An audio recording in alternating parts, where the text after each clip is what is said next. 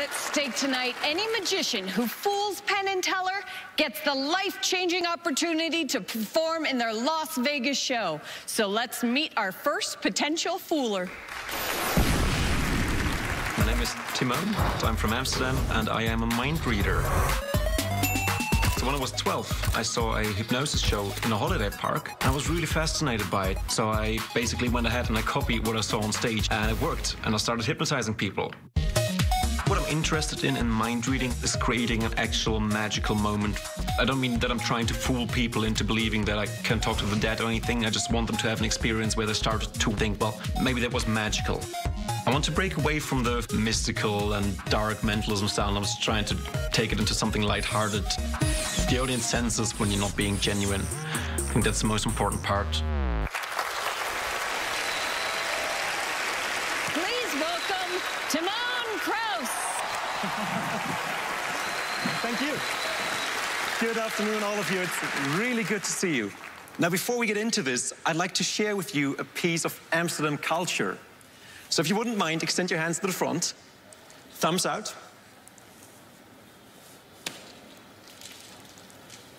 This in Amsterdam we call the awkward turtle. Do it with me, the awkward rabbit, the awkward rabbits, the really awkward rabbits.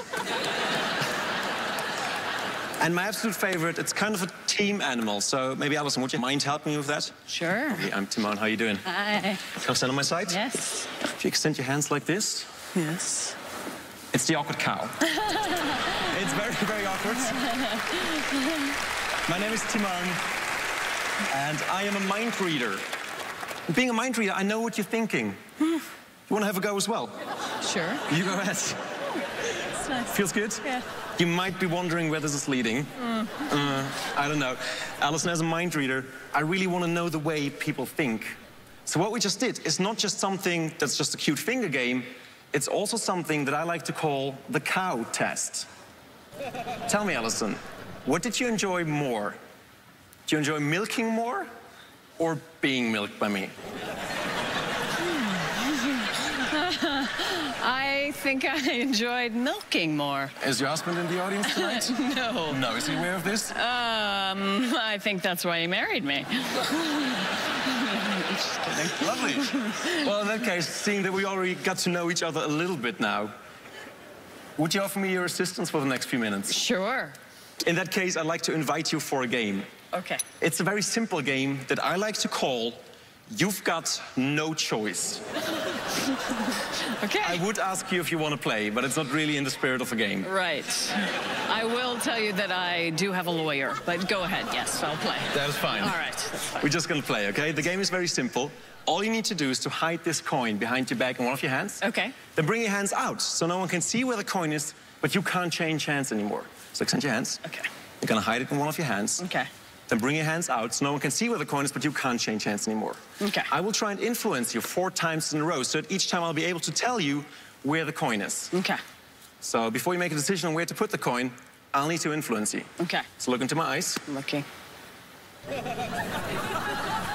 And it already happened, ladies and gentlemen, okay? It already happened. Once you're ready, bring your hands out. Okay. And now you could have gone for the right hand or for the left hand, but most women, when they look into my eyes for long enough, have a tendency to take the coin into the left hand in the first round. Yes, lovely. It was 1 out of 4, but it could have been 50-50. So we'll go for the next round. Okay. Hide it again. And I'd like you to know that most women in the second round will put the coin into the same hand again. Ah. I don't want to influence you, I'm just saying, okay? Right. So when you're ready, Wait, but I hadn't chosen yet. You hadn't chosen yet, No. so when you're ready, bring your hands out. Okay. Now, if it was you, you could be thinking, Timon says most go for the right hand, so I'm going to go for the left hand. But of course, you know that I know that you know that I know that most people would do that. So if it was you, it'd actually go 2 steps forwards or 3 steps back, doing that thing which is so logical that it actually becomes illogical to do that because you're trying to catch me out. I actually go for the right hand in this time. Yes. That's sort of work. Thank you. That's so true. All right. Alison, we're going to do the exact same thing again, and then we're going to change things up a little. And ladies and gentlemen, Alison might feel like she's still got a free choice, but it's not the case. It's already happened. And I'll tell you where in a moment. So once you're ready, bring your hands out. And I'm not sure if you heard me say it, but I said we're going to do the exact same thing again. And that's what you did. You did the same thing again. So your right hand again, yes? That is 3 out of 4. Thank you. Now, Alison, for the last round, I've got a prediction stating if you will choose right or left in the last round. I will not give you any hints, but be painfully aware of the fact that this round is the last one left. So when you're ready, bring your hands out. You got to keep your hands closed, and let's take a look at what the prediction says. I predicted that Alison in the first round would go for left, and that was correct.